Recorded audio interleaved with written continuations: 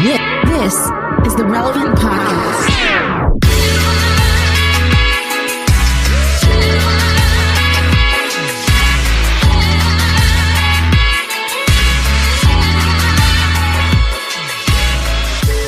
It's Friday, April 23rd, 2021. It's a Relevant Podcast. Here in Orlando, I'm your host, Cameron Strang, and joining me from Loverland, Virginia, it's Jesse Carey. Hello, hello. From Austin, Texas, author, speaker, podcaster, Jamie Ivey. Hey, guys. And from Nashville, Tennessee, artist, producer, mogul, Twitterer, Derek Miner. What's that? Is that a word, Twitterer? It has been a week where if you do not follow Derek Miner on social media, you have missed the show. He has had enough, ladies and gentlemen. Hey, Derek, I have a question about the, sometimes I'll have takes, things that are not as profound or yours. Usually they're about very inconsequential things, but they're takes nonetheless, right? Yeah. Like not about anything substantial. And I'll type them out, but stuff that I know people would read and disagree with and like hit me back, right? Yeah. Sometimes I will go as far as like typing them out, and I'm like, man, I just don't know if I have the intellectual or emotional energy to like deal with to stand your ground, to like defend it after people. Exactly. Okay.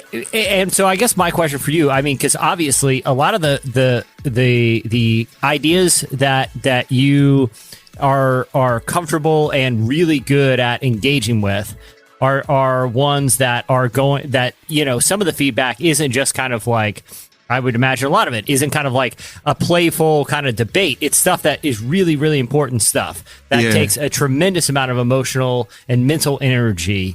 How do you like deal with knowing that what you're going to put out into the world may cause people to respond in a certain way? How do you kind of proactively, prepare yourself for those interactions? I think like for me, especially like when we talk about like racial justice, I have conviction. Mm-hmm. I think that's the difference. Like that's the reason why a lot of people, it's really, at first I used to take every comment serious, but then I stopped taking them serious because I realized most of the people commenting don't have conviction. Mm-hmm. Like they don't even believe, like a lot of times people are often, like when it comes to like race, a lot of times they're just a peanut gallery. They're not, in their mind, they haven't thought about it. They haven't dug deep. You know what I mean? I could tell by some of the responses that how deep you haven't went is by some of the responses. Like I'm like, that's a very elementary, immature perspective on a man getting suffocated to death for 9 minutes. But whatever. Mm-hmm. But I know for myself, it's conviction, and it's not conviction by choice. I mean, I don't like debating people about the humanity of black people, but I'm black. I got a black wife. I got 2 black kids. I got black friends, and they don't have advocates for them that have a spotlight like I do. So like for me, it's important for them to know that you're heard and seen, and those emotions are real, and that's that. Sometimes it's a lot more eloquent and sometimes it's a lot more guttural. But it's always out of a desire to see peace come to the world ultimately, but just let's get the foot off the neck of black people for a little bit. So like, I think the thing with me is just, it gets frustrating too, especially knowing no matter how eloquent you are, there's people that are dead set on like trying to shame you. So like for me, I think after this Chauvin case, I just was kind of like, well, I'm going to get ridiculed or criticized anyway. So I might as well just be straightforward with how I'm feeling at the time. But at the same time, I'm probably like, got to be careful because, a lot of people are like, yo, you're a leader. And it's like, sometimes I wish I wasn't, you know what I'm saying? Yeah. So just trying to be smart about it. You know what I mean? Just trying to be smart and trying to, represent God the best I can, you know? The authenticity though is important, man. I mean, you can't fake it because, somebody's put a label on you, like last week, the news was really tough last week before the trial news this week. And it was like, I reached out to you one night and you said something that then 8 or 9 of my other friends said the same thing after you did. I asked how you were doing after that horrible video was going around and late in the week and of the kid in Chicago. Yeah. And you just said, man, I'm just numb. Yeah. And I'm not kidding, Derek. 8 or 9 other guys that night said the same exact word, numb. And I'm like, cause I was like tore up. Like I was literally like, it was horrible. I didn't mean to watch it and I did. And it was like, it broke me. And you were like, I'm just numb. And then 4 days later, the Chauvin trial, and it's like, you see all these people like celebrating and all these people saying finally justice and all this stuff. And it's like, I got the sense from you that almost like the numbness is like, y'all, that's not justice. That was just accountability, but that's not actual justice because the man's still dead. And like, it's almost like I almost got a sense of like the numbness was continuing a little bit. Was that, how are you feeling? How are you? I think that, if I could speak for a couple people, I think that is this, like, my mom used to tell me, like, so people would be like, they say, yo, all right, if you bring in straight A's, we're going to give you $5. If you bring in a B, you'll get $3. Bring in a C, you'll get $1. And that's it. You know what I'm saying? Like, they would do that. You got paid for a C? I take money away for a C. Well, it's like, you see how people, like that scale. And my mom told me, she said, I'm not going to pay you for doing what you're supposed to do. Oh, okay. Exactly. Like, she's like, I'm not going to, why would I do that? Like, you're supposed to do well in school. Right. And it's like, this Chauvin case, think about this now. Mm-hmm. It's taken a 9-minute video of a man getting suffocated and screaming out for his mama. And it was a public execution and riots for a month straight. Globally. And then basketball players and celebrities going on strike. It's taking all of that to get like one conviction. You know what I'm saying? Like I'm supposed to be like, oh yeah, I was supposed to be like, oh snap, like, yay, we did it. This is justice. Whoa, it's like, this ain't justice. This is Tuesday. Like, it's like, this is what you're supposed to do that. Bad guys are supposed to go to jail. People that murder people are supposed to go to jail. Like, why are we celebrating? Like the system that we celebrating, that the system that I paid taxes into finally worked in my favor. Like, no, I'm not like, so it's just, I'm numb. And the thing is, I just know, okay, well, that guy went to jail. What about Ahmaud Arbery's killer? Right. What about Breonna Taylor killer? Trayvon's killer didn't go to jail. Mike Brown killer didn't go to jail. Right.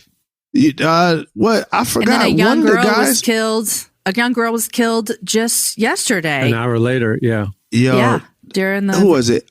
There was a guy that got killed. This is a white guy actually who got killed in a hotel hallway with his hands up. Come to find out that the police, so they said he was not guilty. Police let him come on the force and then retire so he can get his pension. So not only did he kill somebody in cold blood with their hands up, now they bent the rules to let this man get a pension for the rest of his life, $30,000 for the rest of his life. You know what I'm saying? So like, I'm supposed to, like, I don't like, there's no, I guess the thing is, because I know for every Derek Chauvin, there's thousands of people that are like him that have never been found out. And then there's the ones that have been found out that they never see justice. So, I mean, it's exhausting. I was trying to encourage Derek after, like via text. I was like, hey, well, on the bright side, at least it didn't go the other way, right? I mean, we can celebrate that at the minimum, because America would have burned to the ground if it had gone the other way. And he was just like, man, this is 1 out of millions. This is 400 years. This isn't worth celebrating, And I'm like, it's such an important context to remember that it's like, I'm sitting here from my vantage point of privilege, optimistic that maybe now racist cops will think I can't get away with whatever I want and there's no consequences. Maybe now there's precedents being set that little by little the tide's going to turn. And Derek's going, dude, this is not even a drop in the ocean. Like, this isn't, you know what I mean? And I'm like, man, it was a humbling conversation to remember the context that I am acutely unaware of. You know, reading things that Derek has posted and seeing interactions and seeing things that, you know, writers and people I respect like Jamie and, you know, Beth Moore and people who share a different perspective from me. I had, and any enterprising person listening right now that has the resources to make this happen, the idea I'm putting out in the wild, and I'm not Shark Tanking this, but it's for a social media platform that's called Listen. And you can take out the vowels if you want, right? But like, we have, everyone's rethought social media from all these different perspectives about, well, what if we make it a character limit? Or what if we do videos that are only 15 seconds, or you shoot them vertically or whatever? But this one would be a platform where there's no commenting and no likes. And all you do, the only way you can actively engage with someone else's thought is retweeting them. But the idea is it's a platform for listening to voices and to not wanting to engaging in dialogue and not necessarily, you know, conversations that are, you know, can become contentious. Because I feel like one of the issues that we've had with kind of social media is that people they only want to listen if they, I don't want to paint with too broad a brush, but I feel like it incentivizes listening and responding, where a lot of times it's time to sit back and listen, where, you know, I feel like I was honestly thinking about, man, I wish there was a platform where I could just read somebody's thoughts that I respect and not see that, you know, mullet of, you know, and then that waterfall of comments that is like this mixed bag that derail the whole thing. Like, I feel like, I feel like, you know, technology has shifted the way we communicate, where people feel an obligation to respond, where sometimes it's like, look, man, if your obligation to respond can be done in a second and then you move on. So it's like, oh, Derek had good thoughts, like, now I can move on to the next thing. But if that distracts from long-term work, it's like, oh, I did my work. I like what Derek said. No, I feel like I want to read it. I want to absorb it. And I want to act in a way that's going to be meaningful. And I feel like being able to listen to voices. Yeah. And the only way we can do that, step one has to be listen. Yeah, I think for me, like, I used to really care about shifting a person's worldview in the sense of, like, I was optimistic, and maybe I'm just jaded, but I used to be much more optimistic. Like, yeah, I was telling a friend, like, I was like, when I first started, I was like, I'm going to change the world with this music. I'm going to change perspectives. I'm going to change this and that. But now I kind of lean more towards, I just want to be a voice for people that are unheard, because I can't change a perspective. Like, I was doing it wrong. Like, I was trying to, I wrote this in one of my tweets. I said, I've done songs. I've done conferences. I've answered DMs. I've had the conversations. You know what I'm saying? And have literally engaged people through, even at the risk of my own trauma. But it's like, where I'm at kind of right now is, I mean, what can I say to you that will make you think that Black people deserve humanity? Yeah. There's nothing I can say. Like, if you're already there, I can't say anything to you to, you know what I'm saying? To bring you to the other side. I don't have an argument for that. Like, I don't have one. You know what? My friend Tasha Morrison, this is be encouraging to you, Derek, as well. My friend Tasha has been saying recently, she's been saying, go with the people who will go. Like, if people aren't willing to go, I don't need to think about you. I don't need to deal with it, because I'm going to go with the people who are willing to learn. And that just means people saying, you know, people who are not Black going, okay, I'm listening and I'm learning. And then you're like, okay, we're going to go together. And the people that just come at you with, you know, well, what about the record, or what about this? All the things, you're like, I don't have time for it. It's just like, it's not worth your time, because they're not willing to go. So do like Tasha said, go with the people that will go, and anybody else, peace out. That's all we can do, you know. And I think that's all we can do. I think that's just in life in general. Like, what I found, if I was gonna put a bow on this, is what I found is, and maybe, you know, I'm not saying I'm some sort of profound person, but what I have found is that we're all doing our best. Yeah. That's all I can do. You know what I mean? And that's all you can do. And especially at times like this, we got pandemics. We got, crazy politics. We got race stuff. Like, guys, just do your best. I'm telling y'all right now, what I'm giving y'all is my best. That's all I got. And you got to right now just survive the best way that you can and find joy and light in whatever way that you can. Like, that's all I got for y'all. That's all I got. Well, I don't know how we pivot from that to some of the stuff that's coming up on the show today, but I want to tell y'all what's coming up. It's a great show. I'm excited about this one. Coming up later, we talked to author John Elredge. He's joining us. He wrote like Wild at Heart, Waking the Dead, Sacred Romance. When counseling really impacted me 10 years ago, Wild at Heart was one of the books that my counselor recommended me that really woke me up. It was awesome. He joins us for our Quarterlife conversation coming up later. And at the end of the show, you will not want to miss this. You know how we've been playing dumb games lately? Well, we talked one of our famous friends into coming on with us and playing a dumb game. We've got the Relevant Culture Quiz TV edition, and we are joined by none other than Marty from Social Club Misfits. He'll be with us at the end of the show. Don't miss it. Stay tuned. Up next right now, it's Relevant News.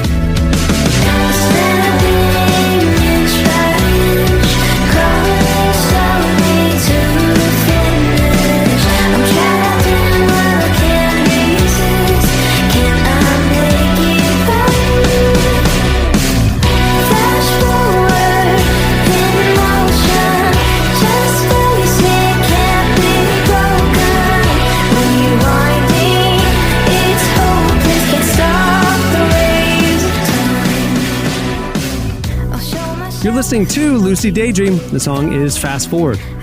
Don't fast forward this podcast. Well, today's show is brought to you by BetterHelp. In 2021, it's definitely okay to talk about our mental health and happiness. Humans aren't meant to keep everything inside. It makes us sick, and therapy can help. But what is therapy exactly? It's whatever you want it to be. Maybe you're not feeling motivated right now and would like some tools to help. Or maybe you're feeling insecure in a relationship or at work, not dealing well with stress. Whatever you need, don't be ashamed of normal human struggles and start feeling better because you deserve to be happy. And now you don't have to worry about finding an in-person therapist near you to help. BetterHelp is customized online therapy that offers video, phone, and even live chat sessions with your therapist, so you don't have to see anyone on camera if you don't want to. It's much more affordable than in-person therapy, and you can start communicating with your therapist in under 48 hours. Join the millions of people who are seeing what therapy is really about. See if it's for you, because you are your greatest asset. And right now, Relevant Podcast listeners can get a special deal. If you go to betterhelp.com/relevant, you'll get 10% off your first month at BetterHelp. Again, that's betterhelp, HELP.com/relevant to get 10% off. Okay, it's time for Relevant News. Well, please welcome to the show, Relevant Senior Editor Tyler Huckabee, who covers the intersection of faith and culture for us every day, relevantmagazine.com. What's going on, Tyler? Well, what's going on this week? We're just going to do a quick kind of a rundown where people are starting to come out of quarantine, which means that people are starting to get back into some of our pop culture favorites. We're starting to think about actually getting back to work after a year off. So I just wanted to bring a few things. We do want to say some context. I mean, obviously, we cover faith, life, culture, justice over at the site all day, every day. And we are extensively covering the important news of the time. I anticipating that we would be having those conversations organically on the show today, which, you guys just heard. I asked Tyler to bring something of another news topic that to augment the show. So just FYI, that's some context. I don't want people to think that like we're, relevant news and like the most important thing happening is what you're about to tell us. Right. Don't roast me for this. This is just, we're just trying to cover it's a big beat out there, and I'm trying to cover all of it. We keep it. So this is what we're on today. And there is some actually cool stuff coming out. The first thing I want to talk about, and people, when we posted this on relevantmagazine.com, the trailer for this show, people were extremely excited about this because we're recording this on Wednesday. On Tuesday, Apple announced that the second season of Ted Lasso will be coming this summer, July 23rd. Well, are there any Ted Lasso fans here on the podcast? I love Ted Lasso. I love Ted Lasso. It's an amazing show. Shut up, Derek. You Jamie knows. Here's the great thing about Jamie and Ted Lasso. He's like Michael Scott funny is what you know what I'm saying? And the thing is, like, Jamie is not only an expert at the show, any adjacent or even mildly adjacent knowledge. Jamie has an encyclopedic knowledge of. Yeah, I'm going to bring it. I know it all. A wealth of knowledge about it. And in European football. Yeah. So if you haven't seen Ted Lasso, it's I think when people think about the show, they think about it being a very wholesome show. Like, it's a very, not necessarily in terms of the actual like rating, like parental review rating, but just in terms of the energy that Jason Sudeikis gives off as Ted Lasso. He's a U.S. football coach who sort of gets almost accidentally drafted into being a soccer coach, a UK football coach overseas, and he never really totally gets a handle on how the game is played, but he has a very big appreciation for his players, for the people that he works for, and it's sort of about how his like kindness ends up changing what is a very toxic environment into a much healthier, more optimistic one. He's sort of like an anti-hero, like the bizarro Walter White. You know what I mean? I feel like it feels like a real reaction to those kinds of shows. So if that sounds like it'd be up your alley, then that will be coming on July 23. And here's a clip of season 2. Howdy, y'all. Ted! What do you say to a cocktail, Coach Lasso? Oh, the same thing I'd say to Diane Sawyer if she ever asked me out on a date. Yes, please. Live from the dog track, it's Richmond with 8 straight ties. How many more matches before you hit the panic button? There's 2 buttons I never like hitting. That's panic and snooze. I don't care what our record is. It's all about believing that everything's going to work out in the end, exactly as it's supposed to. And isn't the idea of never give up one of them things we always talk about in sports? And shouldn't that apply to people too? It's a beautiful metaphor for many of life's journeys. Also want to talk about movies. There was a big movie announcement that Square in me and Derek's lane, I think, that I was super excited to see. We have the first teaser trailer for Shang-Chi and the Legend of the Ten Rings from the Marvel Cinematic Universe. This is the first like brand new Marvel superhero we've had in a while. This isn't a sequel. This will be Didn't they all get killed? We can't get into spoilers on this. Wait, that is beyond the bounds of this podcast. I just heard that everybody died, and so they all have to be new now, right? No, they came back. He's talking about the snap, man. He doesn't know what he's talking about. This is. I don't know. I'm asking. I thought they were all dead, and so now not everybody is dead. No, there will be others are returning, but this is a new guy. Got it. So, I'm watching the Marvel in order with my kids. Right, yeah. The Marvel. Does this come after Captain America Winter Soldier? This comes way after. This is going to be a brand new release. But that's the last movie that was released? Yes. Hey, Clark, do you see the vein twitching in Tyler's head right now? Like, do you see him trying? It's like when Jim started intentionally conflating Lord of the Rings and Harry Potter, and just to see Dwight about to have a nervous breakdown. Like Jim's like, so anyway, then Harry took the ring to Mordor. No, that is what Tyler's doing right now. Tyler is so on the brink of, just shut up for a second. He is so close to just having a meltdown like we've never seen. I'm professional. I'm cool. This is it comes after Spider-Man, right? Is that the last one that was out? It comes after, yeah. It comes after it comes after like WandaVision and all that. I'm trying to think of the last one that was out. Tell me why this is notable. I mean, like, is it just you care because it's a comic book movie, or what's notable about this? Well, yes, but that is true. But there is more. But there is more than just that going on. This has been very long awaited because this will actually be the first Marvel movie that is headlined by an Asian actor, by an Asian hero. You have Simu Liu, who I think people who've been watching Kim's Convenience will know him from that. He's a star in that, and he's an extremely, he's a very charming social media presence. If you're not following him on Twitter and Instagram, then you'll want to get on that. He feels like a real digital native, and he really knows his way around talking online to fans. He's been looking for this for a long time. You can find even an old tweet of his that said, "Marvel, when are you going to do Shang-Chi? Sign me up." Before they had even announced that this movie was in the works. He just willed that into, he just secreted that into existence. And now so we've got the first teaser for that. And here's a clip of that teaser. You walked in my shadow.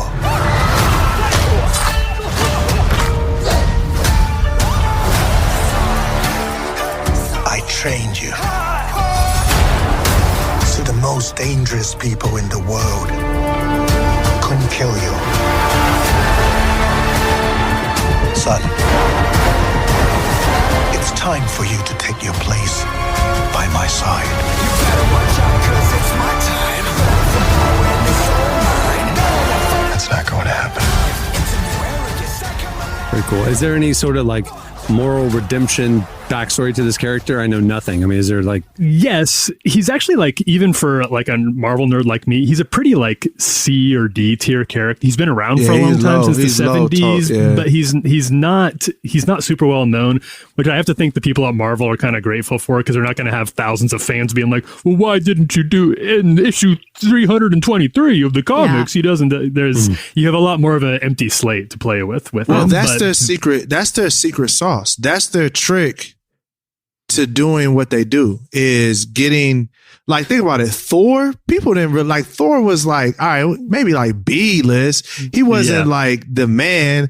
Captain America, they were kind of like dated. Like Cap was dated. Like they were kind of like, it was all about X-Men, Spider-Man. Like it was all about that during the time when these characters came out. So I mean, there's no reason to think this won't be any different. Like, you're blending martial arts and freaking superhero stuff. So it's crazy. If the MCU can make, like when I first heard about like Ant-Man back in those, like, haha, good one. Like, they're doing well. They're making Ant-Man. I got it. That's a good one. You got me. For real, what's their next movie? Oh, they're doing 5 Ant-Mans. It's like, look, why haven't they done a sweet, like, sort of martial arts kind of, film inspired by this? I mean, there's a generation of filmmakers that kung fu movies were a major influence, including, guys who kind of reappropriated it. I mean, I'm not a filmmaker. I mean, like Quentin Tarantino.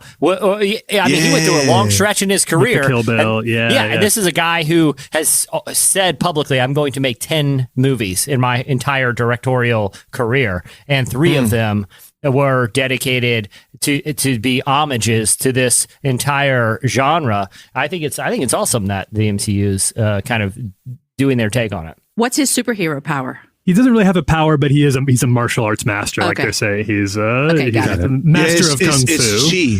He's a master of chi, like his spirit. When are we going to get, like, they're going to run out. You're talking about they're on a D-list character from like the 70s. Like they're all going to run out. And they can't just keep remaking Spider-Mans. So when are we going to like resurrect like the Hanna-Barbera era characters where like they did their own version of TV superheroes and stuff, like Space Ghost and I think the Space Ghost movie. I think people would show up for the Space Ghost movie. Captain Planet, Captain Caveman. I don't think they're gonna run out though. Yeah. I don't think they're gonna run out. It's a deep bench.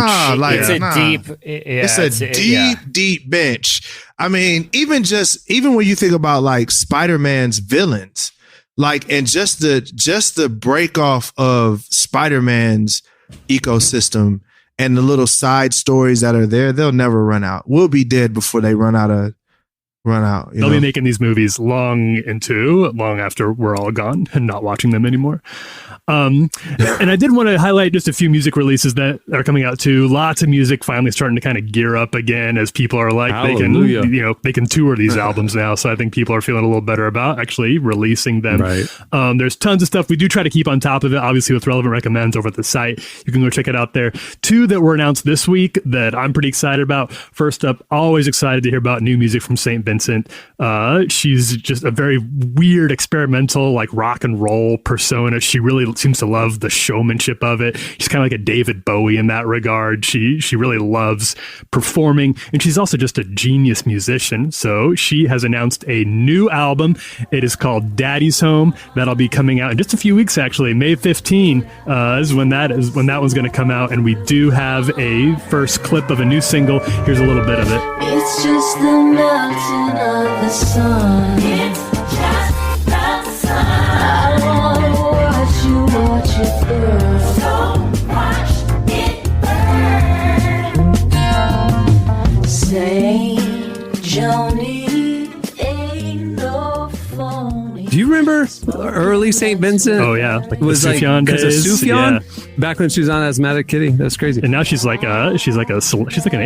She's like a celebrity now. I was watching Masterclass last night. I was just scrolling through. I have a Masterclass subscription. She has a Masterclass on art and creativity and music. I mean, it's like, that's what? Dope. Yeah, she's at another level now. Very cool. What else is coming out? Another one that was just announced that I'm very excited about. Really always like hearing from these guys, which is quite a bit, actually. They're very prolific. And I think most people listening to this podcast would be very interested in hearing from the Mountain Goats. The Mountain Goats, folk rock band who've been around for a while. I just don't know any bands who are on their level who are also as intentional about bringing in a lot of really biblical-based lyrics. You wouldn't call them a Christian band. They're not signed to a Christian label or anything like that, but they do have some of the most explicitly Christian ideas and really explicitly Christian music that I've heard, and I cover this. That's my whole beat. I cover this thing for a living. Always excited to hear the issues they're going to tackle and the way they're going to do it. Here's a clip of their new single from Mountain Goats. Meh. weirdly, it's called Daddy's Home. Here it is.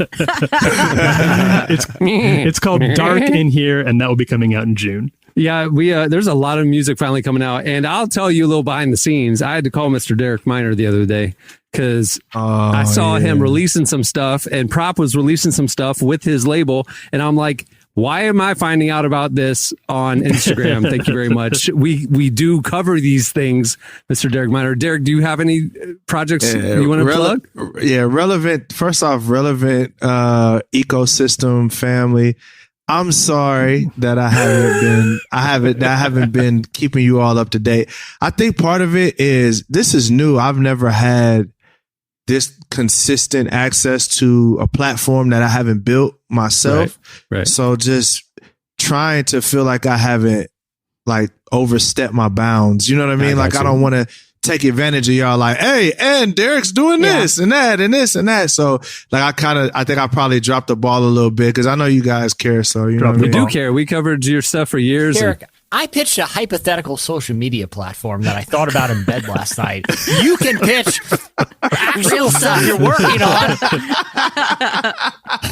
That's true. You did. You actually did. Yeah. But no, we got Prop just dropped his album. It's amazing. He's doing 4 editions, right? Yeah. So he's doing 4 projects. So I'm actually about to start mixing the next project here in the next week or so. But it's amazing too. Like I feel good being able to be like the producer, mix engineer guy because I get opportunities to do like listen to all the music before it comes out. Mm-hmm. So I'm telling y'all now, so far he's sent me like 3. Most of I got the second project and then I got a lot of the third project and it's brilliant. Like everything is brilliant. He's such a great artist. And then I'm dropping a single next Friday. So you know, I'll make sure to get that to you. Are you dropping a video with it? Is it why you went to video, Atlanta? all that. Yeah. So I get that to everybody. Is that what you had the grill for? Nah, that video. That's just life. I'll put it this way. I thought it was a music video. Yeah, so we may. I don't know if that video is going to ever come out. You guys are about to get some tea. So, wow! What's going on? I don't know. Derek's relevant news this week. I don't know if this video is going to come out because our videographer, he's in between houses, and he was moving, and somebody broke in his car, stole the hard drive, stole all his cameras. Are you serious? Stole his baby seat, stole literally everything that was in his vehicle. So and your video was on that hard drive. Yeah, in my video, people's weddings. Does he have like a Cash App or a Venmo or something? If we wanted to help fix some of that, yeah, we definitely can. I'll get that for y'all. Let me see. I'll get that for sure. But that video is somebody gone. stole that. That's and crazy. Oh my gosh! And just threw it away. Well, they didn't throw it away, but that's someone's special. Oh. Yeah, when they called me, I was pumped. I'm like, yeah, man, what's up? What we doing? Whew. He's like, man, the unthinkable happened. And the thing with Ye is the type of guy. He's one of those people that is very meticulous about what he does. You know what I'm saying? So he didn't get to back it up. because he was in between houses. Sure.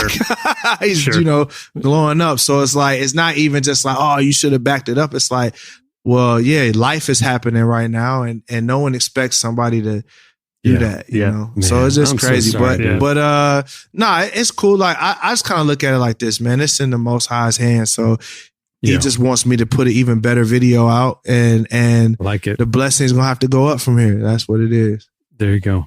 Actually, dude, for real, can you, like, let's post the dude's GoFundMe or Cash App or something on social. So we have we have a GoFundMe. You know, you would be blessing a really good guy, because he's a real honest dude, and he's been a blessing to me. So it's great. Bad for him. Thank y'all for that. Thank y'all Absolutely. for that. Yeah, we'll rally around him, man. All right, that'll do it for Relevant News. Stay tuned. Up next, it's Slices.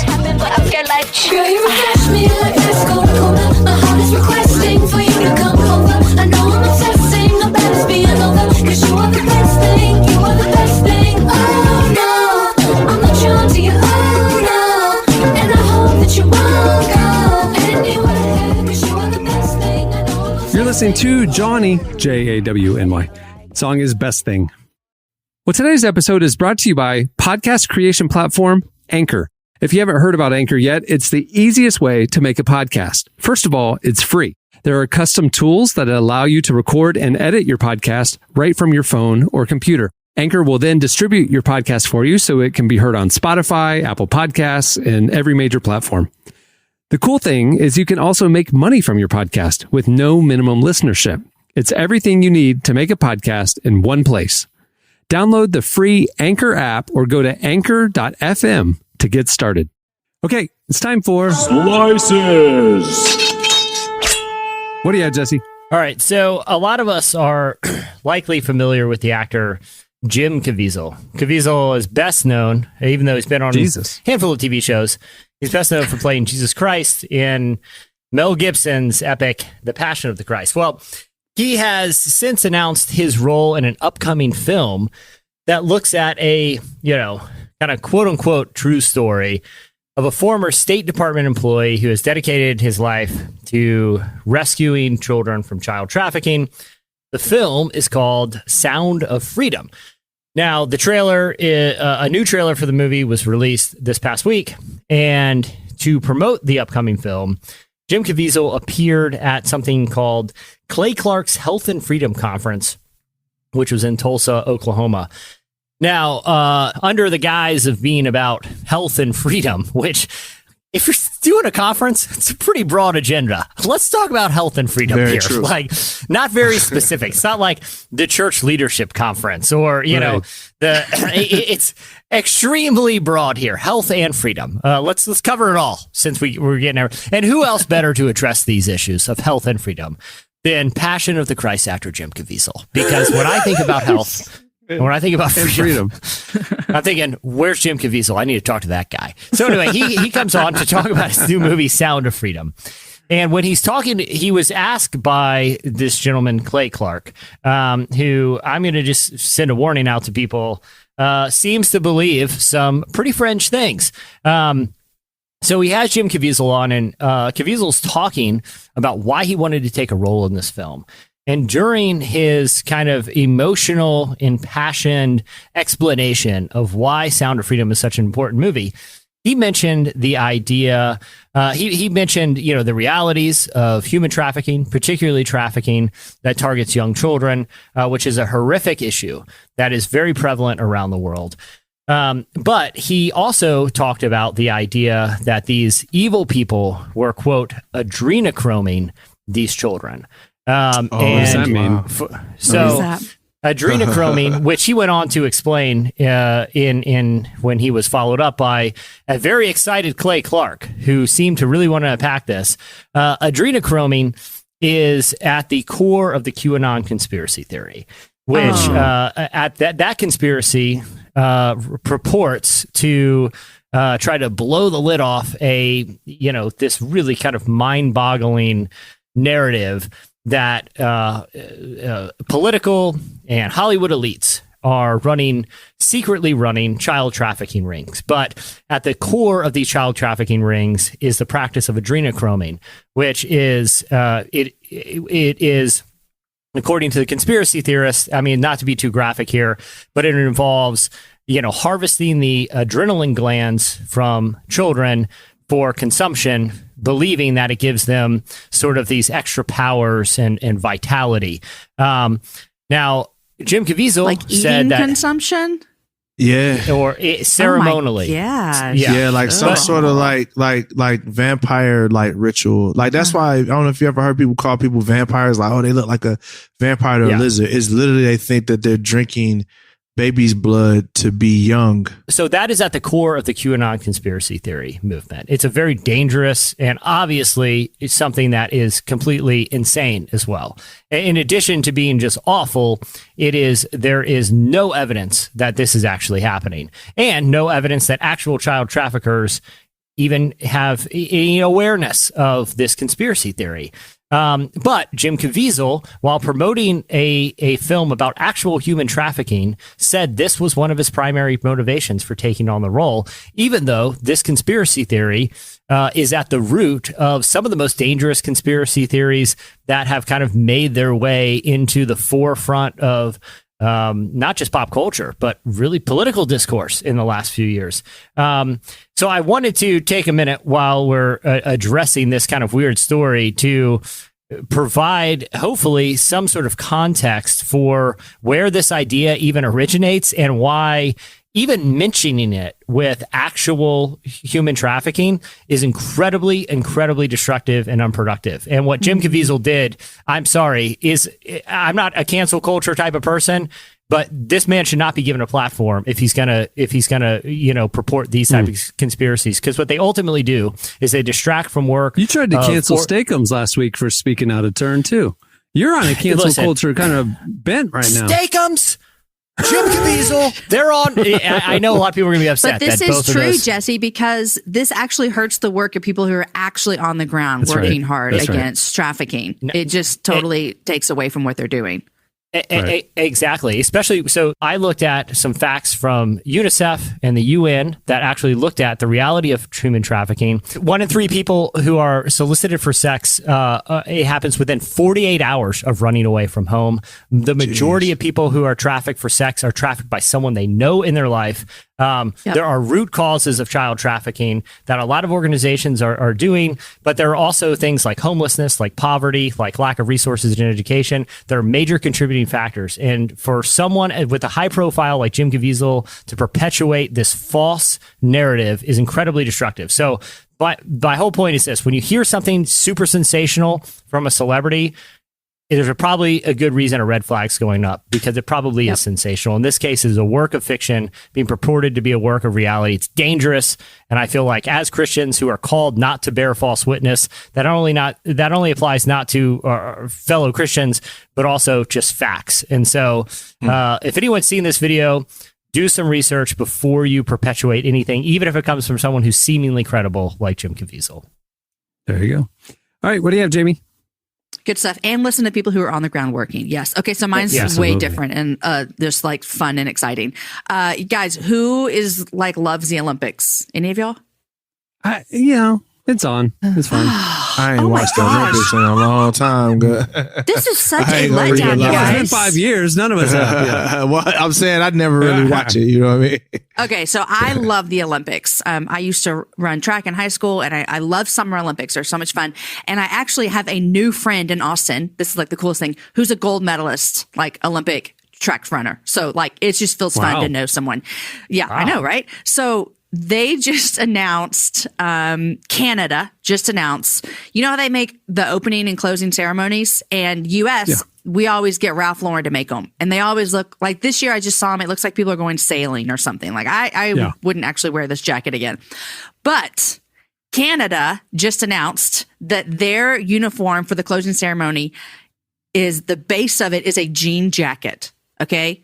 So it's a jean jacket. Canadian tuxedo. They're doing a Canadian tuxedo? But listen, oh my gosh. It's not just any jean jacket. It's got spray paint stuff on it. I actually really like it better than the US one, but people are making fun of them. But I texted my girlfriend who ran, and I was like, hey, do you still have all your outfits? And she's like, yeah, they're just hanging in the closet. And she's never worn them again. Here's the deal. These Canadians, if you wear this jacket, you're going to wear this jacket again. So I say, people are making fun of them. I say kudos to them because they're going to wear that jacket again. And the Americans are never going to wear their sailing gear that Ralph Lauren is making them ever again. So that's the news for the Olympics. But I want to take this chance to tell you guys, because when the Olympics come on in the summer, every single time they come on, which I don't know, it's not that, every 4 years, I go and I get this frame. I have a prop today. Guys, I ran in the Junior Olympics when I was in 8th and 9th grade. Aww. And my kids see make it, fun of me. Put it further here it in comes. You ready? Yeah. Wow. Oh, yo, that's what's up, little baby Jamie. Okay, so I still have Jamie. this frame that my mom made me. Everyone in my family makes fun of me because they're like, Mom, you're still celebrating something you did in the 8th grade. But I don't care. I don't care. I see you do it in the 8th grade. Yeah. That's exactly right. You don't have a medal from Junior Olympics. And so I love the Olympics, and I'm actually excited about Canada's jean jacket look Jamie, that they're going to be wearing. You unknowingly opened a long standing wound that Canadian listeners have with this relevant podcast, because over the years, we've been doing this since 2005. 16 years now. In the first 10 years, we had a friendly feud with Canadian listeners, and we're making fun of Canada relentlessly. And then one of our Canadian listeners, Spencer Fruling, made this art, which I will show you now. America, Canada's jorts. And look where he highlighted relevant media group in Orlando, Florida. He had to pixelate blur it out. Yeah, blur it out. This, God, I put it online, and this was the front page of Reddit. Yes, that is hilarious. Well, funny? let it be known right now, Cameron, I'm cheering for this Canadian jean jacket that they're going to be sporting at the closing ceremony. So there's that. Hey, whoever drew that is the GOAT. Spencer Fruling. Yep. Spencer Fruling, you are the GOAT. I just needed you to know that. A long time. And listen, people who didn't see it were like, what are y'all talking about? I'll post it over on the episode page at Relevant Magazine. You got it. Y'all got to see it, please. It's really funny. Hey, real quick, I know we got a lot to get to, but I just wanted to make one comment about opening ceremony uniforms, whether it's Ralph Lauren or jean jackets. I get strong TJ Maxx vibes from a lot of countries opening ceremonies. Like if I were to walk in TJ Maxx and they have those weird athletic clothes on that hanger that's like a circle, and I saw one of those like all white little sailing jumpsuits, like yacht rock outfits, I'd be like, with American flags all over it, I'd be like, that's exactly when I go to TJ Maxx, I expect knockoff perfumes, weird expensive candies, and athletic gear that looks like that right up the front. And right up front. That's all I'm saying. I'm not throwing shade. I'm just saying I get TJ Maxx vibes. All right. What do you have, Derek? Yo, so the rankings for the what's the best state in America? What's criteria here? Best meaning what? So it's about politics, pop culture. Let's see. YouGov, so here it is. I'll read the article. It says YouGov has found a way to do it. They gave hundreds of respondents 2 randomly selected states and told them to pick which one was better. No reason, no logic. Got it. Just pure gut feeling about which state you prefer. So they pretty much was like, here, they went through, randomly picked people. You got 2 choices. Pick this or that. And then here's the results. So result number 1 is wait, this number 10? Is this number 10 or is this the you want to do top 10? Yeah, so the top 10 state. We'll start with number 10. How about top 10, bottom 5? Because I feel like bottom 5 is interesting too. I bet. Yeah, all right, I got you. Not even looking at it. Not even looking at it. I think the bottom 5 are a lot more predictable than the top 10. All right, let's go bottom 5 first. What are the last 5? So, well, no, I shouldn't have said that. That was me. But you're going to say the states and people will be like, he's not lying. I'm sorry. Hey, y'all, I'm sorry. I'm just messing up all bad this week, man. I'm sorry, y'all. So number 50 is Alabama. Oh, number 50. Oh, wow. Yeah. That's the worst. Yeah. Oh, man. Number 49 is Mississippi. I would say worse than Mississippi. Okay. There you go. Number 48 is Jersey. Okay. Number 47 is Arkansas. and number 46 is Iowa. Interesting. That kind of tripped me out. Iowa's beautiful on the west side. Yeah, that kind of tripped. That one was kind of like, oh, y'all must not have seen Iowa. I think people just associate Iowa with like flyover, kind of like, oh, what's out there? You know, Field of Dreams was in Iowa. I drove to it. I went to the house. All right. So we'll start at 10. We'll start at 10. Okay, 10. All right. Number 10 is Texas. That's right. You already know. Top 10. Number 9 is Georgia. Okay. Number 8 is New York. Number 8. Here's what flipped me out. Number 7 was Arizona. Huh. Arizona's really pretty. That's not typical. It's Arizona beautiful. Is pretty. Arizona's beautiful. I just thought people would sleep. But it's 128 degrees at midnight. No, you could go to Flagstaff, and it's not like that, or go up into the mountains up north, and all that. Sonoma, yeah. Yeah, it's not. Arizona's kind of having a moment. It's kind of having a moment. It is. So Arizona, number 6, turquoise jewelry and a lot of Right. Number 6 is Florida. Number 6 is Florida. Okay. That's number 6. Number 5 is North Carolina. Yeah, I get that. A lot of people It's are moving also pretty. there. Yep. Number 4 is Nevada. That's the one I don't get. Yeah. Number 3 is Virginia. What? Ah, Virginia. There you go. Number 2 is Colorado. Okay, I get that. And number 1 is Hawaii, of course. Okay. Hawaii. Yeah. I feel like Hawaii's a little unfair. You know? It's not even fair. You don't even get to play. Yeah. What's better, Paradise or Mississippi? Yeah, right. Exactly. I'm very proud. I'm very proud of the Commonwealth for cracking the top 3. You know? Tennessee is I'm from Nashville, so I had to show love. Tennessee is 21, so it's exactly what I thought it would be, like slightly above average. Like it's like Tennessee is always slightly above average in everything. All right, well that'll do it for Slices. Stay tuned. Up next, John Elredge joins us.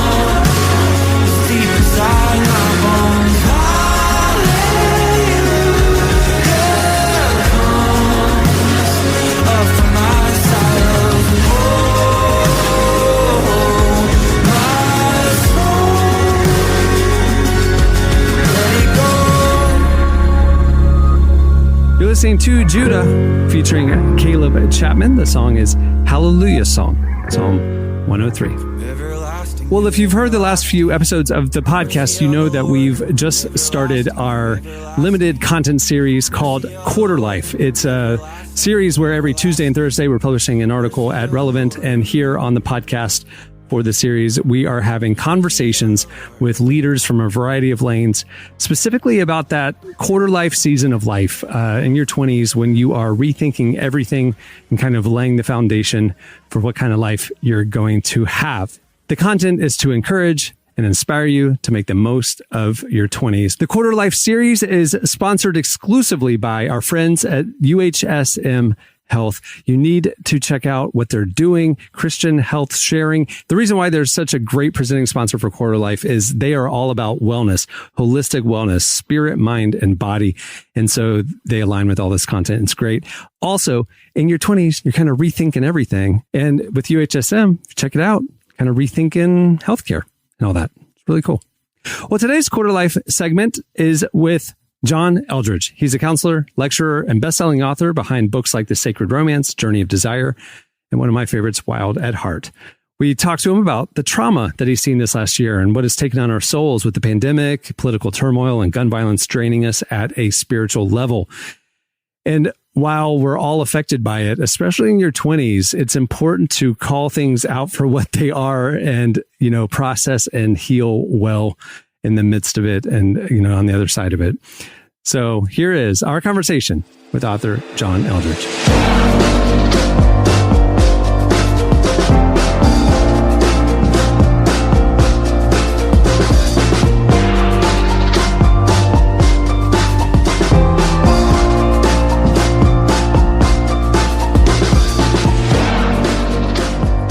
I wonder if you could speak a little bit to some of the people who are going to be listening to this, reading this, who are a little bit younger.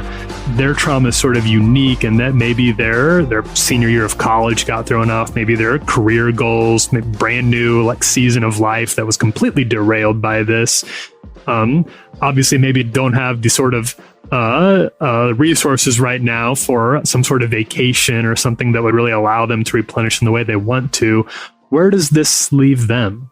I'm really glad that you brought that up, because they need soul care just as much as the people that maybe got hospitalized or the people that lost their jobs during 2020. Or like, it would be easy to say, well, I'm young and I'm going to rebound and it's okay. So I'm good.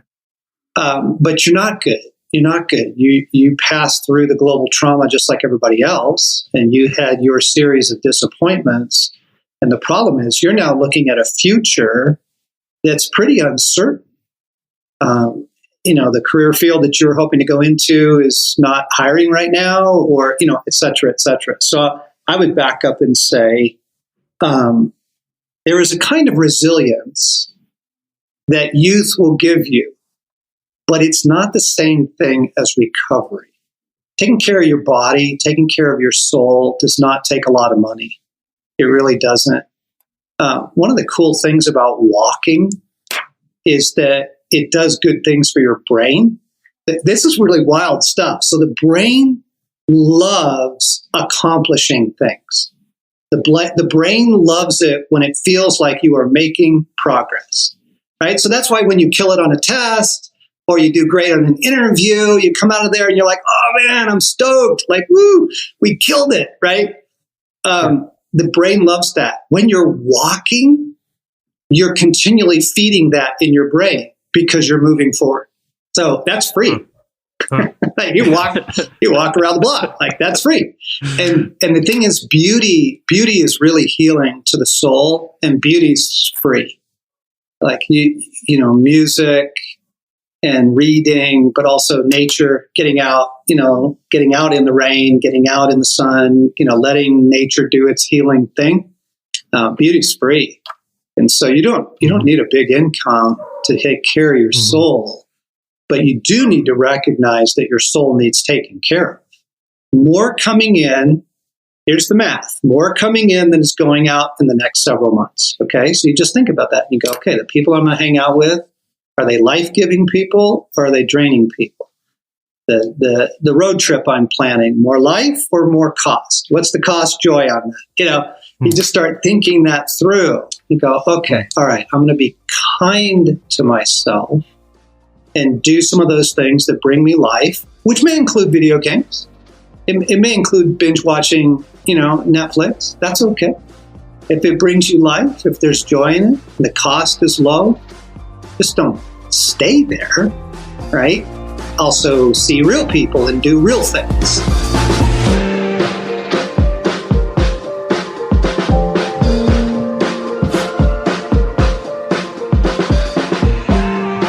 I also wanted to ask you, and I'm wondering if this is a symptom of the sort of trauma you're talking about. There has been, over the past couple of months, an enormous cultural reckoning particularly centered around young men.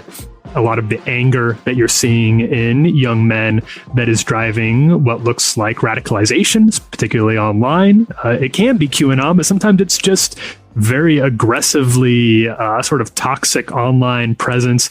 And it can look like storming the Capitol building, but it doesn't have to. Is that sort of another symptom potentially of what you're talking about here? This ongoing trauma, is that part of it, or am I making a connection that isn't there? Totally part of it, because yeah, man, this is huge right now. There's a lot of anger, and particularly among men, and there are some reasons why, and there's some help for it. So men desperately want to feel competent. We want to feel effective. We want to feel like, in my world, I am helping. I can fix the sink that's leaking right now, and I can enter into that tough relationship and bring life. And, in my teaching job, I'm bringing life. Or, at my admin job, I'm making things really race at my company. Like I am helping. I am a powerful presence. We just have come through a period of history where we couldn't fix much of anything at all.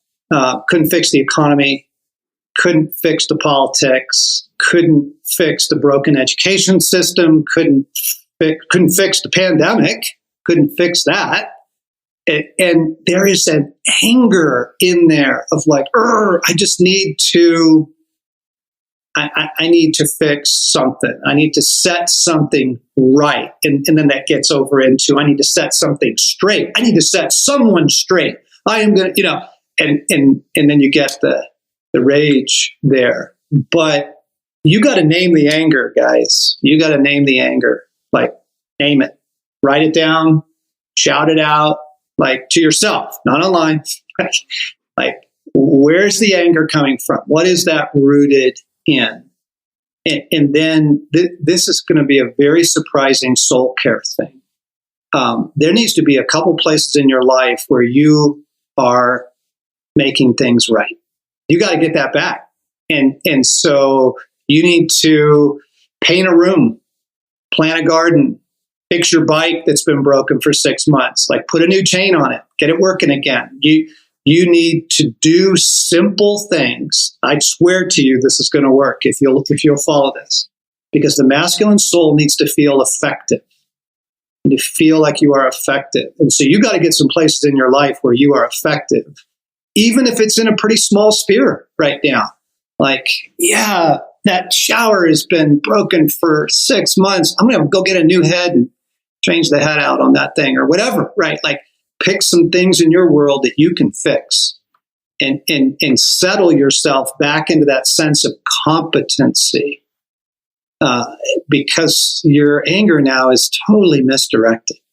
I think that the pandemic, the trauma flowing out of that, mixed with some of the political tensions and the social cultural tensions, has driven a lot of people into a place of feeling very disconnected from the people they care about in their life. Families have been driven apart, both physically and in some cases socially, culturally, spiritually.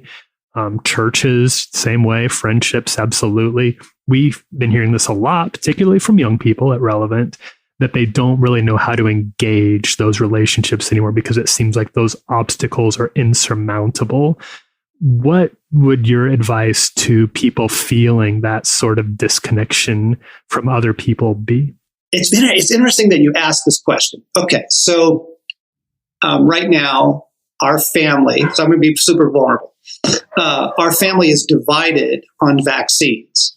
Okay. And there are pro-vaccine and folks who say, I don't want to do that. That's my health choice, and I don't want to do that for health reasons, not for political reasons. And I can see it trying to divide our family.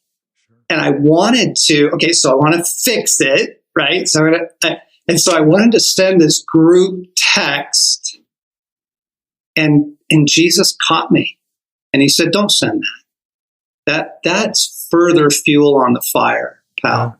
Like, drop all that stuff. It isn't about the vaccine. It's about love. It's about love. Bring this back around to how much you love these people and just drop it. Drop it." So I would say, if there are things that got in to the relationship that help add to the isolation that was the politics of last fall or the politics of last week, or the news or the vaccines or whatever, the mass, like, gang, you know what? Drop it. Drop it. That stuff is actually really small potatoes. When you compare it to love, that love is the goal. Love is what we're after. Love is what heals relationships. And so I'd be honest, I'd name it. I'd name your thing and say, hey, can we just drop all that other stuff and just hang out together? Let's go do a road bike trip or something together. Drop the small stuff, gang, and drop the incendiary stuff. It's just super unhelpful. Let's come back to love. You love these people. You want relationship.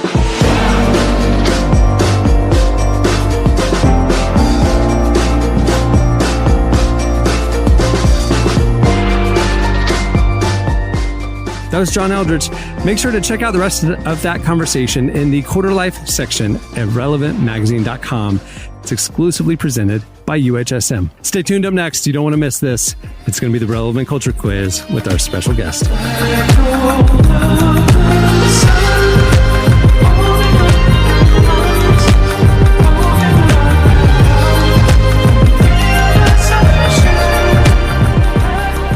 This week on Relevant Recommends, we're talking about the Oscars. This Sunday, the Oscars will air without a host, but with the otherwise normal categories, and we're going to tell you where to stream the best nominees. Check it all out at relevantmagazine.com.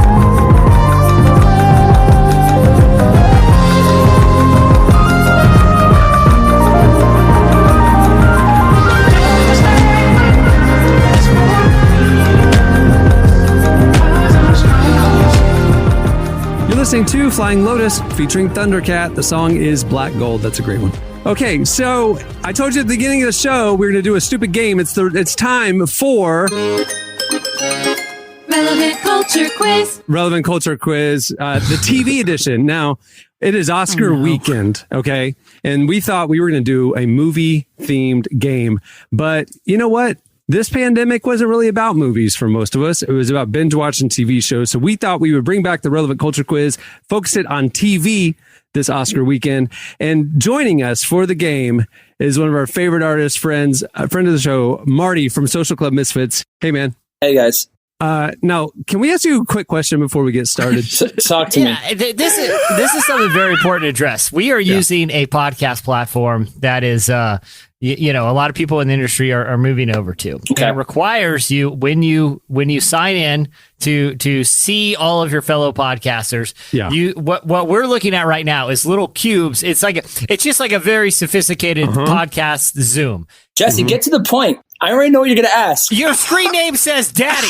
Your screen name says Daddy. Who were you last podcasting with? Why did you put in Daddy? You had to type that in. No. I think he was in another podcast where Daddy was the guest. I just wanted to start this show on the right foot. Just warm everybody up. I just didn't want to tiptoe. Let's just get to the facts. I don't know. Should we call you Daddy this whole time? So I went bowling recently. Right. And I was like, everyone's putting cool names, and I put Dad. I thought it was the funniest thing because what was happening is like people would have to call the lane and I'd be like, order for Daddy ready. Like they just make everyone uncomfortable. So, it's like order for Daddy. We got fries. It's this grown man. He kind of looks like like the people who work at bowling alleys kind of look like carnival people a little bit. I know that's weird, but there's this, I had this idea, like I had this theory where it's like wherever you work, you look like the building. And so like they look like they would, you know what I'm saying? Like, I don't know if that makes sense. Like, so it doesn't make any sense. But I want to say this, City. I got to say this, City bowling alley employees out there right now, because they're not listening, Jesse. They're not listening to this. They're escaping the law. That's what's happening in their life. Exactly. Here's my thing, man. Bowling alley employees got to figure it out. Have you ever seen a stressed out bowling alley employee? I've seen a line. I have gone there in the middle of the day for a kid's birthday party, and there's a line of like 48-year-olds waiting to get shoe sizes, jumping all over. And the bro behind the shoe counter is like, "All right, man, what size you got?" They're the most chill people. He's kind of high a little bit, like there's some questionable, like you don't need a full background check for the bowling alley. You know what I'm saying? Like, you know what type of person I'm talking about, right? You know what type of, come on. They're not even like vaping behind the counter, right? Like they're buzzed from that spray. They got that spray in the shoe. Yeah. You spray. Yeah, they're high. They're super high from that. Well, the guy that I went to, he like actually went down to go get the shoe ducked, did a little puff of something, and then went back up. And I was like, there's 12-year-olds here, sir. I don't know. Nicotine in the air, plus that. Yeah. It's a lot of... And then he said, here's your shoes, Daddy. All right, so here's what we're going to do. We're going to do the Relevant Culture Quiz TV edition, and we're going to do teams. I'm going to team up the two artists. Derek and Marty will be on one team versus Jamie and Jesse. All right. So what we'll do is I'll ask you questions. This quiz, like the first one, was written by our very own Tyler Huckabee. So there might be some twists and turns and deep cuts in there. So just warning you now. So you said it's me and Marty versus Jesse and Jamie? Yep. Jamie, you guys are up first. It's a multiple choice question. Here we go. Ready? During the pandemic, Better Call Saul became one of the most watched shows on Netflix, ascending in popularity even over Breaking Bad. which starred Bryan Cranston and Aaron Paul. Which actors did Breaking Bad creators originally want for Walt and Jesse in Breaking Bad? Was it A, Jason Sudeikis and Andy Samberg, B, Owen Wilson and Kel Mitchell, C, Matthew Broderick and Ashton Kutcher, or D, Chris Rock and James Franco? What team is this? This is for Derek. Derek and Marty. Daddy. Okay. Derek and Daddy. Sorry, guys. I don't know. Marty, I would say C. I think it was Ashton Kutcher. I don't know why. I feel like that's Ashton such a Kutcher random. And Matthew Broderick and Ashton Kutcher. Is that the one? That's what I would. That's what I would. I don't know. What do you think, Derek? Oh no, I don't know. So who was the first one? The first one was Jason Sudeikis and Andy Samberg, two SNL guys. I don't know, Andy Samberg. Yeah, I'm just saying they're really funny. But you know what? Also, they had Bill Burr on that show. So they also take comedians and they make them very serious. I was just thinking that's the most wild card. I don't think they would get Matthew McConaughey. He wouldn't go on TV. Nah. Who are the other choices? Owen Chris Wilson Rock? and Kel Mitchell, Wilson and Kel Mitchell, or Chris Rock and James Franco? Maybe Chris Rock and James. I don't know, man. That is difficult For a TV show? I don't know. That's crazy. Who's the most reasonable? Like who do they think they could get? I think that's what we need to. I think you might. I think C might be it. Let's just try C. Matthew Broderick and Ashton Kutcher. That is correct. You guys nailed it. Oh my God. Wow. I mean, listen, the first time we played this game, Tyler's game, it was 0-0. So he's like, all right. We on the board. That would have been the lamest Did you know show that, Jesse? ever. It would have been awful. And I am a completist in the Breaking Bad universe. I've seen every Better Call Saul. I've seen it all, and I had no idea. All I could say is that would be awful. Like, pretty bad. I'm not throwing shade at Ashton Kutcher, but Ashton Kutcher is better just being Ashton Kutcher than he is being in stuff. You know what I mean? Like, no one's like, hey man, you see here's a phrase no one has said since the era where like Von Dutch belt buckles were hit. Hey man, you see the new Ashton Kutcher project? No one cares. No one. I mean, it's people who watch that random The Ranch Dutch. show on Netflix. Nice reference, by the way. Von Dutch. Von Dutch. Jesus, that was Daddy's heyday right there. It was the Jesus is my homeboy t-shirt era, that. Like that was a hardcore. I don't think anyone has peaked as hard. Era.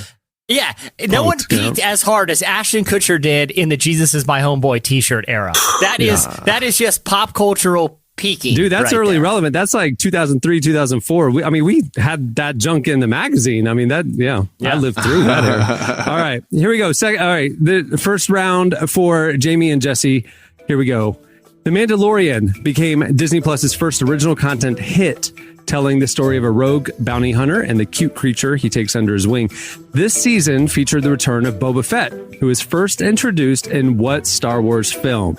A, The Empire Strikes Back, B, Return of the Jedi, C, the 1978 Star Wars holiday television special, or D, Star Wars A New Hope.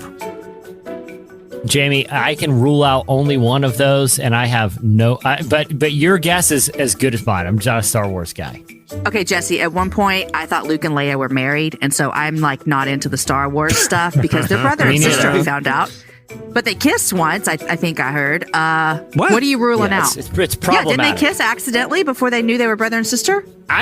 Jamie, I have. If you combine all of the Star Wars that I've seen in my life, it's more than the Harry Potter I've seen in my life, but it's very interesting. Which one would you rule out? Because I had one that made me think. The Christmas special. I think the Christmas special was wrong. Is that what you were thinking? Say them again, Cameron, real quick. Empire Strikes Back, Return of the Jedi, the 1978 Star Wars holiday television special, or Star Wars A New Hope? I mean, you want me to just guess? Yeah. Yes. I'm guessing B. The answer is C, the 1978 Star Wars holiday television special. Dang. That's where they introduced a character? 1978, baby. My gosh. That would have got me too, bro. That would have got me too. That was Tyler random. Does the deepest so cuts. random. It's like, who was going to know this? I could have had George Lucas on. He's like, I can't remember when he came on the scene. That was 45 years ago. I don't know. All right, here we go. Second round, first question. Here we go for Derek and Daddy. When did the first episode of The Simpsons air? 1992, 1989, 1986, or 1990? I believe it. I'm sorry, Derek. I think I know. I think it wasn't on the. Run it, bro, because I have no clue. It wasn't on the. It was on a TV show. It wasn't Conan O'Brien. Maybe it was Tracy Ullman show. Tracy, that's what it was, and they all looked opposite. So that show was in the 80s because 1987, I think, when The Simpsons started, around there. So what was the first date? What was the oldest date? Well, again, when did the first episode of The Simpsons air? Okay, so not in the Tracy version. 92, 89, 86, or 90? I think it's 89. Sorry, Derek, I just jumped in on that one. Do Derek, your thing, bro. You down with that? I'm with it. Whatever you say. That is correct. 1989. I'm talking about. Hey, I'm impressed, Daddy. I'm impressed, Daddy. Because I was not allowed to watch The Simpsons. Me either. But I still had the shirt as a kid, but I was never allowed to watch it. Yeah, my parents were like a no-go for The Simpsons. Yeah. My parents after I remember the only thing my parents attempted to ban was the Smurfs early on because of Gargamel. And me and my brother made such fun of my mom for banning Gargamel that she never attempted to ban anything else. Like, we were like, what? You're banning the Smurfs? Oh my gosh, Mom, this is ridiculous. You broke your parents down over the Smurfs. Wow. Yeah. And and my mom, like, we were just savages, me and my brother. And at that point, she was like, there's no point. They're gonna go.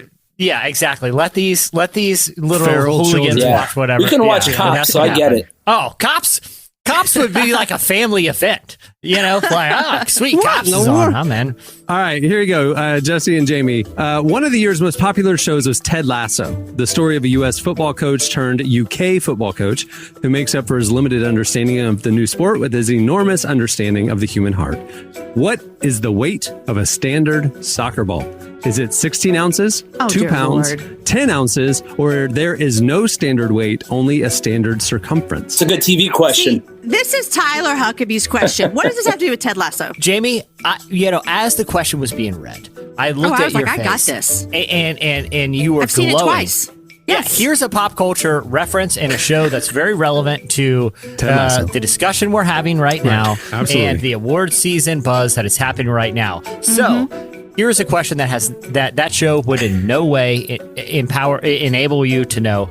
Jamie, I'm going to guess if I were just make an assumption, but again, my assumption was completely wrong.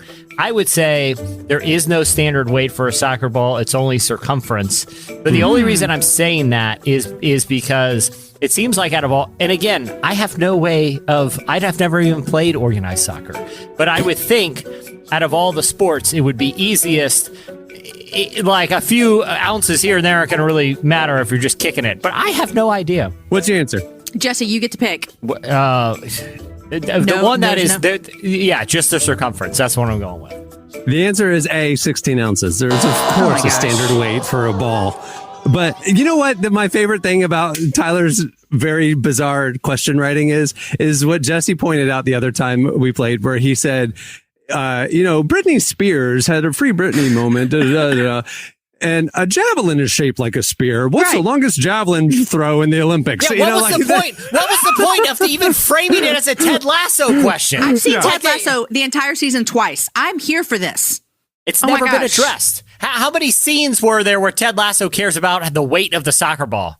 None. Sorry, None. I was over here dying. I'm like, yo, Jamie was like, this is in the bag. Coming in strong, finally. Well, all right. So the winners are you like Ted Lasso? Here's an unrelated piece of trivia. Well, we got to actually cut this one a little bit short. So we're going to go after 2 rounds. The winner is 2-0, Derek and Daddy. Congratulations. Great debut. There was so much squeezed in this 15 minutes, by the way. Did you notice that? This was jam-packed for 15 minutes. That is true. This is content dense. I've never seen somebody win 2-0 in their debut. That's amazing. Sorry. Yeah.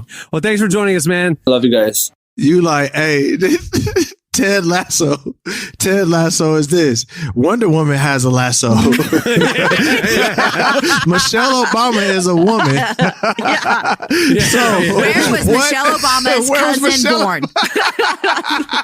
Frances McDormand's performance in Nomadland is largely considered the overwhelming favorite in the Oscars this season. If you've seen the film, you know it takes place on planet Earth. How old is the mineral deposit on the fourth crust layer of the Earth? You've seen Nomadland. You've heard the buzz.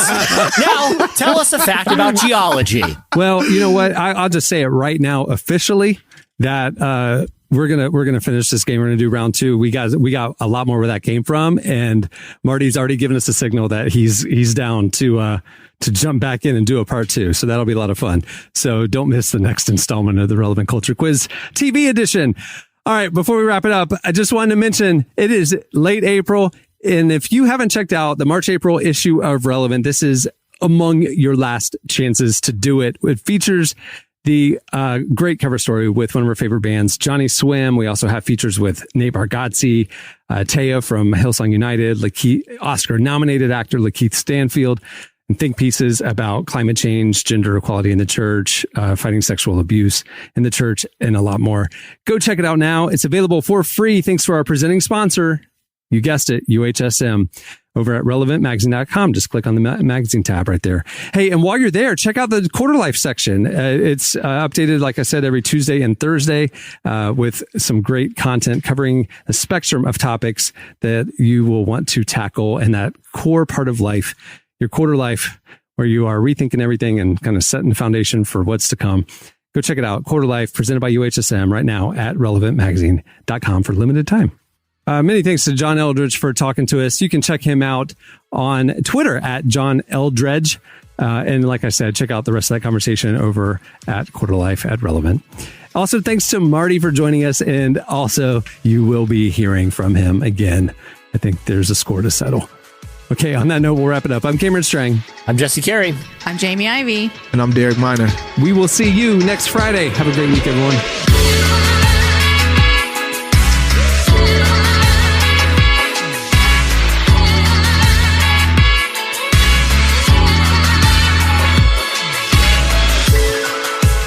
For listening to the Relevant Podcast. Check out our features, interviews, and news updates every day at relevantmagazine.com. And make sure to follow Relevant on Facebook, Twitter, and Instagram for the latest. For more great podcasts, browse the shows on the Relevant Podcast Network, which you can find at our site. And while you're there, don't miss the all-new era of Relevant Magazine. A new issue releases every other month at relevantmagazine.com.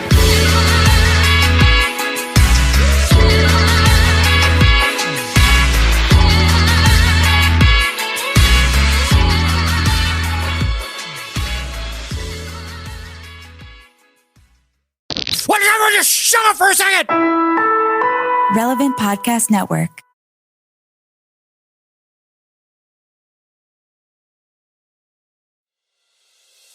Time is precious, and so are our pets. So time with our pets is extra precious. That's why we started Dutch. Dutch provides 24/7 access to licensed vets with unlimited virtual visits and follow-ups for up to 5 pets. You can message a vet at any time and schedule a video visit the same day. Our vets can even prescribe medication for many ailments, and shipping is always free. With Dutch, you'll get more time with your pets and year-round peace of mind when it comes to their vet care. Go to Dutch.com to get vet care that is always there for just $92 a year.